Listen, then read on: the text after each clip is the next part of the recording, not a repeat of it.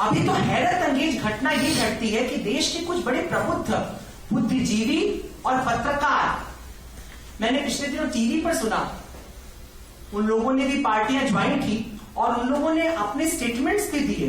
उन लोगों ने कहा कि हम व्यवस्था में आकर के परिवर्तन करना चाहते हैं। तो मेरे जहन में बहुत बड़ा सवाल उठ गया कि मुझे जहां तक अब तक लगता था कि पत्रकार होना भी व्यवस्था में होना है, क्योंकि जमहूरियत के 4 स्तंभ में एक स्तंभ तो है पत्रकारिता, और ये बहुत बड़ा स्तंभ है। तो आप तो व्यवस्था में थी साहब, अचानक से व्यवस्था में इस स्तंभ से दूसरे स्तंभ पे जंप करने का आपको मन क्यों कर गया? तो मुझे लगता है कि गड़बड़ी हो गई है इस पूरे आंदोलन के साथ कि आप में सत्ता लोलुपता बढ़ गई। अब सबको ये लगता है व्यवस्था में होने का मतलब कुर्सी पर होना, व्यवस्था में होने का मतलब लाल बत्ती के अंदर होना, भले बत्ती हम हटा दे कोई बात नहीं, लेकिन लाल बत्ती के अंदर होना अगर ये है तो फिर तो देश तबाह। फिर तो ये प्रोफेसर साहिबा जामिया छोड़ेंगी, कल टिकट के लिए खड़ी होंगी टिकटार्थी बन करके कहीं पर, जबकि भी व्यवस्था का हिस्सा है, पढ़ाना इनका काम है। हम में से कौन है जो व्यवस्था का हिस्सा नहीं है? क्या एक होटल में जो सर्व कर रहा है स्टूवर्ड वो व्यवस्था का हिस्सा नहीं? क्या एक ऑटो चालक व्यवस्था का हिस्सा नहीं? इतनी बेहूदी बातें हो सकती हैं सोच से परे। और 4 स्तंभ तो स्पष्ट हैं, ब्यूरोक्रेट, जर्नलिज्म, आपका शासन, मिनिस्टर्स जो बनते हैं आपके वो, और चौथा स्तंभ आपका जुडिशियरी। अब साहब वकील कह रहा है हमें सत्ता में रहना है, हम व्यवस्था में आना चाहते, पत्रकार कहे हमें सत्ता में रहना है, हम व्यवस्था में आना चाहते हैं, प्रशासनिक सेवा के लोग निकल के कहें कि साहब हमें, तो साहब फिर तो गई व्यवस्था, फिर तो एक ही स्तंभ पे तो नहीं खड़ा रहेगा, डेमोक्रेसी गड़बड़ा जाएगी। कितने लोग चढ़ेंगे एक ही स्तंभ के ऊपर? तो मुझे लगता है इस पूरे के पूरे आंदोलन की खामी यह है कि इसने सत्ता लोलुपता तो भरपूर मात्रा में दिखाई है, लेकिन इस आंदोलन के भीतर जो एक बहुत बड़ी समस्या निकल करके आती है वो ये होती है कि जो देश के प्रति उत्तरदायित्व की भावना है वो थोड़ा कम आ जाता है। लेकिन हम लोग होपलेस होने की बजाय एक नई उम्मीद के ऊपर बात करते हैं। अगर आप अपने नाम के साथ भारत लगाते हैं तो वास्तव में कुछ नहीं बदलेगा। ऐसा बिल्कुल नहीं हुआ कि रातों रात आपके भीतर भगत सिंह की आत्मा उतर आए, ये कतई नहीं होने वाली। और हम में से कोई अगर ऐसा सोच रहा है तो अपने को धोखा दे रहा है। होना सिर्फ इतना है कि यदि आप अपने नाम के साथ भारत लगाएंगे तो एक बड़ा पुराना सिद्धांत है कि उपाधियों में बल होता है। जिस प्रकार की उपाधि हम अपने साथ रखते हैं उसके प्रति हमारी आसक्ति पैदा हो जाती है, उसके प्रति हमारा लगाव पैदा हो जाता है। जैसे ही मैं कहता हूं कि मैं टीचर हूं तो अध्यापकों के प्रति मेरा एक लगाव पैदा हो जाता है। जैसे मैं कहता हूं पत्रकार हूं तो पत्रकारों के प्रति एक लगाव पैदा हो जाता है। जैसे मैं कहता हूं नेता हूं तो नेताओं के प्रति एक लगाव पैदा होता है। जब मैं कहता हूं गुंडा हूं तो गुंडों के प्रति एक लगाव पैदा हो, मैं जो भी उपाधि अपने साथ जोड़ता हूं उसके प्रति एक लगाव पैदा हो जाता है। तो ठीक ऐसे ही जब मैं कहता हूं ब्राह्मण तो ब्राह्मणों के प्रति एक लगाव पैदा होता है। जब मैं कहता हूं क्षत्रिय तो क्षत्रियों के प्रति मैं पक्षपाती हो जाता हूं। जब मैं कहता हूं खान तो खानों के प्रति होता है। जब मैं कहता हूं अंसारी तो अंसारियों के प्रति होता है। ये जो हमारा लगाव है यही लगाव हमें एक दूसरे से दूर कर देता है, ये हमें पक्षपाती बनाता है और हम पक्षपाती होने के बाद झूठे हो जाते हैं। फिर हम अपने पक्ष में कई दलीलें रखना शुरू कर देते हैं और इस तरह हम इग्नोर करने लगते हैं उस ट्रुथ को जो दरअसल यूनिवर्सल है, जो हमारे चारों तरफ घूम रहा है। जैसा गौरव ने कहा कि बिहार में और बहुत जगहों पे परंपरा रही है कि लोगों ने अपने नामों के आगे से सरनेम छोड़ दिया। उन्होंने कहा नेम कुमार लगाएंगे, रंजन लगाएंगे, पंकज लगाएंगे। कई और प्रगतिशील लोगों ने भी ऐसा किया, अपनी जातियों के नाम बताने बंद। जेएनयू में तो बहुत ऐसा देखने को मुझे मिला। लेकिन एक सवाल उसके बाद आता है कि मैंने परित्याग तो कर दिया अपनी जाति का, लेकिन क्यों किया, किस लिए किया, किसके लिए किया, इसका बोध नहीं कहीं बचा। वो बोध कैसे पैदा हो? वो बोध पैदा होगा, बलिदान तभी उचित है जब वो सही सही यज्ञ वेदी में दिया जाए, अन्यथा बलिदान बेकार हो जाता है। हमने माना कि इस वक्त भारत को हमें एक यज्ञवेदी की तरह देखना पड़ेगा और इसमें हमें अपने उन अहंकारों का बलिदान देना पड़ेगा जो इस देश की अस्मिता के लिए खतरा बनकर के खड़ी हो रही है। मेरे देखे जो राजनीतिक समस्या है वो भ्रष्टाचार नहीं, भ्रष्टाचार तो बड़ी आध्यात्मिक समस्या है। राजनीतिक समस्या है दरअसल इस देश के अंदर जातिवाद, वर्ण व्यवस्था और सांप्रदायिक तनाव। मुझे लगता है भारत में सबसे अधिक जो हमारी प्रगति पे कुठाराघात होता है वो इन 3 चीजों से होता है और इससे मुक्त होने के लिए हम लोगों को अपने नाम के आगे से अपना सरनेम छोड़ करके भारत लगाना होगा ताकि हम भारत के प्रति एक प्रेम पैदा कर सके, क्योंकि भारत एक ऐसा प्लेटफॉर्म है जिसके ऊपर हिंदू भी खड़ा है, मुसलमान भी खड़ा है, सवर्ण भी खड़ा है, तथाकथित दलित भी खड़ा है, सब खड़े। इसको हम में से कोई डिनाई नहीं कर सकता। और यदि हम किसी से प्रेम करने लगते हैं या किसी के साथ हमारा लगाव होता है तो उसके प्रति अपने को जिम्मेदार भी महसूस करने लगते हैं, हमें उत्तरदायित्व की भावना जानने लगती है। तो मैं सीधे सीधे ये कहूं कि आज आपको देश के प्रति उत्तरदायी होना है तो आप में से अधिकांश लोग मुझे मना कर देंगे, कहेंगे साहब आप अपना उत्तरदायित्व निभा लो, हमें अपने काम करने दो। मैं इंतजार करता हूं 10, 12, 15 साल के बाद की दुनिया का, जब हम लगातार अपने को भारत बोलने लगेंगे, हमारे बच्चे बोलना शुरू करेंगे।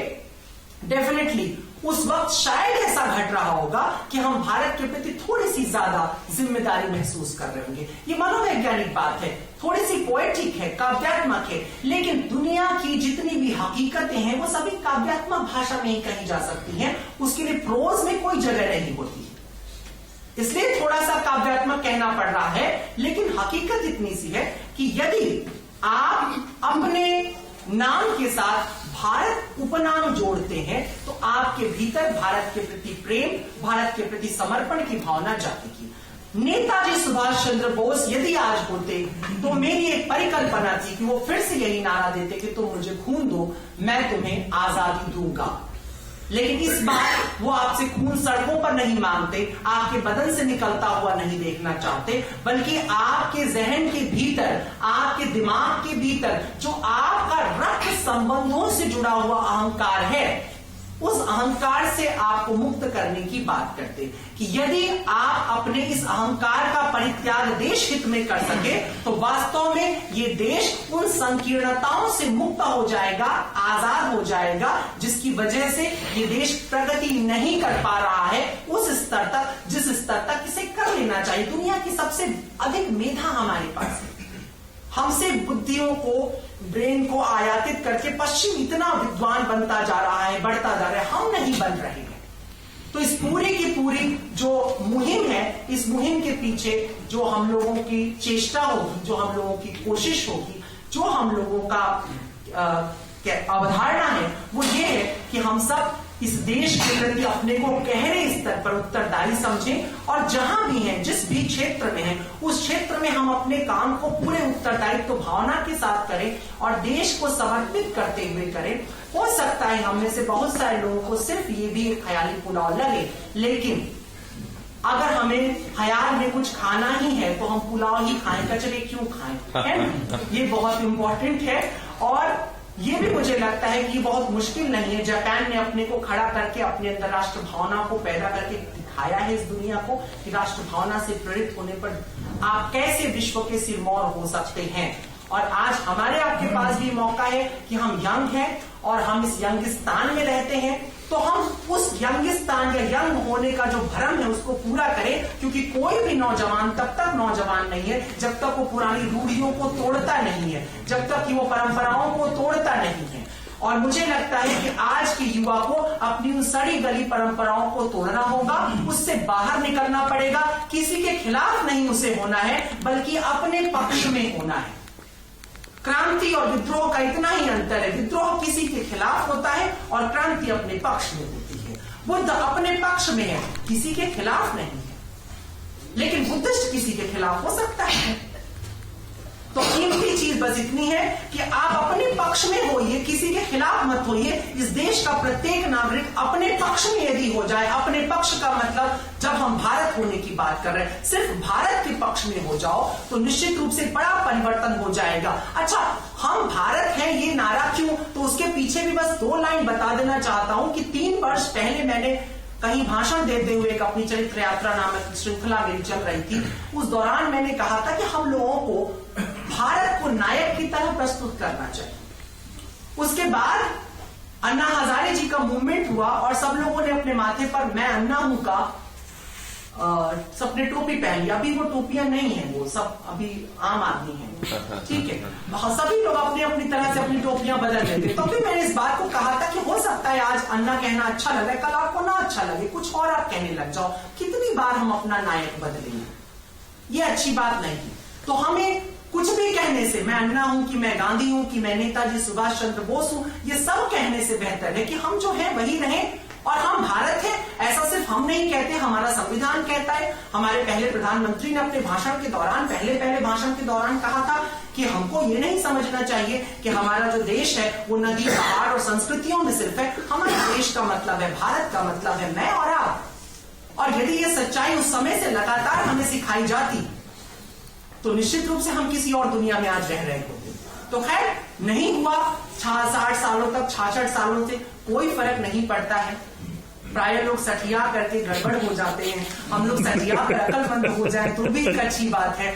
हम वास्तव में गणतंत्र दिवस मनाने जा रहे हैं 2 दिनों के बाद। मेरा इतना ही होगा कि आप सब यदि इस गणतंत्र दिवस को वास्तव में मनाना चाहते हैं, सचमुच इस देश के प्रति कुछ आपके मन में है, कोई लगाव है, कोई प्रेम है, तो आप सब कम से कम अपनी चेतना के अलाउ करने पर, मेरे कहने पर, आपका कॉन्शियस यदि अलाउ करता है तो आप सब अपने नाम के साथ भारत जोड़े, अपने आसपास के लोगों को प्रेरित करें कि वो अपने नाम के साथ भारत जोड़े। हाँ जरूर।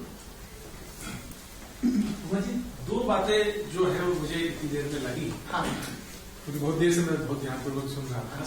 अच्छी बात है। कोई 6-7 साल पहले कोई कमीशन, मुझे ध्यान नहीं आ रहा है, लेकिन कमीशन ने कहा था कि अपने नाम के आगे से जाति वो जो शब्द है वो हटा दीजिए। और मैंने कोई ध्यान जैसा पड़ता है, मैंने कोई कार्यक्रम भी किया। सवाल यह है कि वो बना हुआ है, पंडित जी यहाँ बैठे हुए हैं। एक सवाल इनसे है, दूसरा सवाल आपसे है। पहला सवाल पंडित जी से कि क्या पंडित जी संकल्प अभी यहाँ पे कहें कि संकल्प पढ़वाना बंद करेंगे? पहला, क्योंकि संकल्प हम पढ़ते हैं तो अपने देश से, और देश के बाद फिर जाति से, और फिर जाति से बाद फिर जोड़ते हैं गोत्र से, यहां तक व्यवस्थाएं फैली।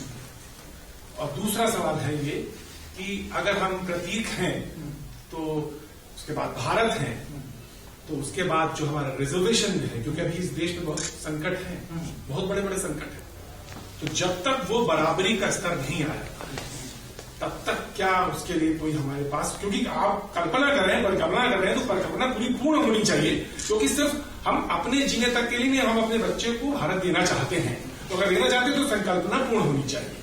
और तीसरी बात ये कि हम जब सोच रहे हैं तो बड़ा सोचें, छोटा क्यों सोचेंगे? आप इस बात का बिल्कुल निश्चिंत रहें कि आने वाली पीढ़ी हमसे ज्यादा होशियार होगी और हम ये। लिहाजा मुझे ऐसा लगता है कि पाकिस्तान, बांग्लादेश और हिंदुस्तान, ये संकल्पना थी, ये होगी।